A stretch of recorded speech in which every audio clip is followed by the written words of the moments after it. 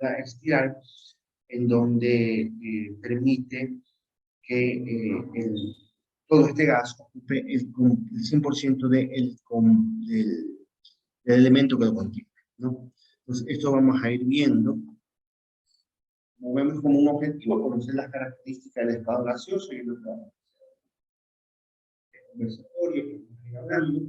Entonces, conociendo ya el estado gaseoso, Van Helmont, alrededor de 2600, fue el primero en reconocer la existencia de gases distintos a los atmosféricos.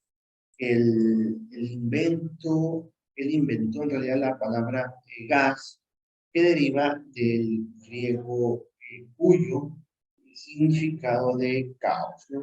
Caos, como hemos visto o hemos dicho en algún momento, es el libre desplazamiento y movimiento de partículas, ¿ya? Que no tienen, sin tener un orden, ¿no? Sin tener un orden específico. Entonces, las características del estado gaseoso, que cuando hablamos de características de este estado, nos referimos a las sustancias que distinguen al estado gaseoso de los otros estados, en el caso de la agregación de la materia. Entonces, las fuerzas de atracción entre las partículas que forman un gas son prácticamente nulas, sus estructuras están muy separadas. La fuerza de cohesión en realidad es nula y ha sido reemplazada por las fuerzas de repulsión entre las moléculas.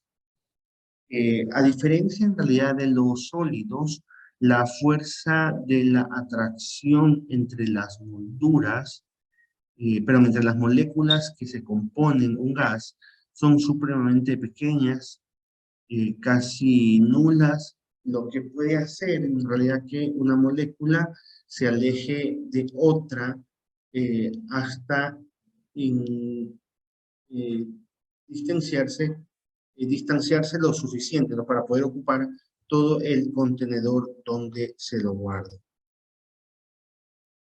Aquí vemos cómo estas partículas se pueden ir disipando en el aire, ¿no? Entonces, los gases poseen masa, aunque la masa que poseen puede ser muy pequeña por la presencia de, por ejemplo, de la molécula de gas, debemos tener claro que posee una masa, obviamente. Esa molécula de gas posee una masa y esa la podemos ir calculando de acuerdo a las necesidades y llegar a un valor definido. Entonces, el gas tiene, como decía, la capacidad de ubicarse en todo el contenedor y aquí vemos como un balón desinflado no tiene dentro de su interior gas, más el inflado sí, ¿no? Y se forma y se ubica de forma representativa dentro de estos, lo que permite que se extienda o se separe todos los átomos de este gas y puede ocupar todo el valor. Entonces, los gases ocupan volumen, ¿sí? Ocupan todo el volumen dentro del cual se lo mantiene, ¿no?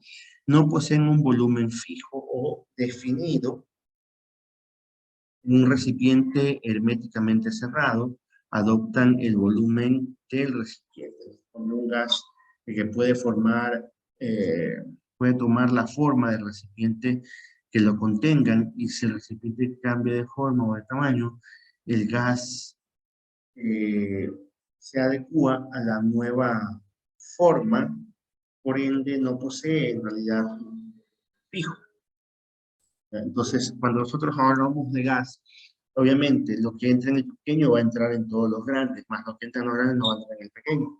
Entonces, el pequeño entendemos de forma general que pesa aproximadamente 15 gramos, 15 kilogramos, puede irse repartiendo en los otros tanques más grandes, igual va a entrar a los 15 kilogramos y va a ocupar todo el cilindro, aunque con menos atracción. El volumen real de las moléculas individuales es depreciable en comparación con el volumen total del contenedor. Básicamente aquí lo que se habla es de que el volumen de las moléculas individuales es depreciable en comparación con el volumen total del contenedor, ¿no? Porque el contenedor puede tener 10 litros y el aire apenas tiene 1 litro. Ese litro se va a tener que distender lo suficiente para llenar todo el contenedor. Los gases no poseen una forma definida, tanto llenan todo el contenedor. Un gas no posee en realidad una forma definida, ya que sus moléculas vagan por el espacio vacío. Si cambia un gas de un recipiente a otro, este formará la forma del recipiente que lo contiene. Entonces vemos que hay aire libre, tenemos que hay aire dentro de aire caliente dentro de un globo aerostático, o en este caso unos focos también que tenemos. Vemos que hay un gas dentro de un recipiente que está siendo comprimido por una pesa, y lo mismo podemos encontrar en los otros gráficos, pero con otros niveles de presión. Entonces los gases están formados por moléculas al tratarse de las prácticas de masa muy pequeña. El número de ellas es un recinto por reducido, que este sea es enormemente grave. Bien, entonces, a medida que vamos reduciendo el espacio vamos reduciendo el espacio donde se pueda ubicar el gas, a medida que lo vamos reduciendo, el gas también se va apretando, se va comprimiendo y va disminuyendo sus movimientos. Entonces, la distancia entre las partículas que forman un gas son enormes, debido justamente a la casi nula fuerza de atracción que existe entre las partículas. La distancia que puede haber entre dos o más moléculas que no se atraen en realidad puede ser inmensa, como dice en el texto, y los gases contaminantes repetidos en toda la cuenca del Santiago. Entonces, básicamente aquí lo que nos dicen es de que, aunque las moléculas pueden ser pequeñas, tienen un nivel de separación súper amplio, se pueden ubicar en cualquier parte del contenedor, ¿no?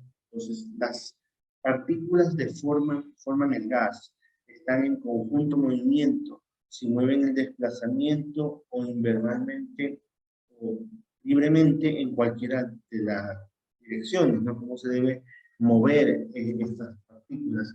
Ahora, las moléculas de un gas están en continuo movimiento, tanto de un recipiente como de un espacio abierto. Entonces vemos las moléculas que están en rápido y conjunto movimiento errático, ¿ya? Dado que no hay un patrón que los pueda ubicar y los tenga en línea, ¿no? Entonces, entre las partículas que forman un gas, existen el espacio vacío. Así es, entre las moléculas que forman un gas, no hay nada. Entonces, dentro de ese espacio vacío, lo que van a encontrar generalmente son los enlaces que unen a estas partículas, y puede haber espacio en blanco, que quiere decir gas, ¿no? Otro tipo de gas que está en este momento. Fluyen incluso por orificios muy pequeños. Obviamente, como las partículas de un gas son muy pequeñas, pueden fluir a través de aperturas muy pequeñas, como el orificio hecho por la punta de una aguja en un globo, ¿no? O sea, cómo va a escaparse de ahí el gas. Entonces tenemos también la fluidez. La fluidez es la capacidad de los gases de pasar entre dos compartimientos a través de espacios pequeños. En este caso, hizo un hueco en el ánimo, y el objetivo es que desde un lado usen al otro lado partículas de los átomos. Entonces, las moléculas que forman el gas se van a mover a distintas velocidades. Cada una tendrá sus partículas. Todas las moléculas se mueven a la misma velocidad, como dicen acá. Entonces, el rango de participación es en realidad al azar. Y las partículas chocan con el contenedor y entre sí. Entonces, tenemos aquí una también una densidad variable, donde la tasa es igual a la masa sobre el volumen. Y aquí vemos como los gases que pueden moverse fácilmente a través de un otro gas, por medio de difusión, es una mezcla gradual de un gas con otro. Entonces aquí vamos a ver cómo tanto en el gas 1 como en el gas 2, cuando hay la difusión entre gases, se mueven de forma equilibrada, 1 y 2. Gas 1 y gas 2. Entonces, hemos visto también, bueno, hemos visto ya dos temas. Uno que nos quiere ver con las sustancias y las mezclas, y otro básicamente que es el hecho de las propiedades de los gases, en donde vemos que por el hecho de poseer enlaces muy permisibles que permiten, o sea, que dan esa capacidad de estiramiento y de libertad a cada átomo, tienen esa capacidad de ubicarse en todo el contenedor, dado que por esa plasticidad que tiene, ¿no? Aunque en volumen el gas puede tener 1 litro, pero está metido dentro de un recipiente de 10 litros, pues en ese momento el gas va a tener 10 litros hacia donde se va a estirar, ¿no? Esas son las características que tienen estos dos eh, temas que tenemos en el día de hoy, ¿no? Bien, vamos a...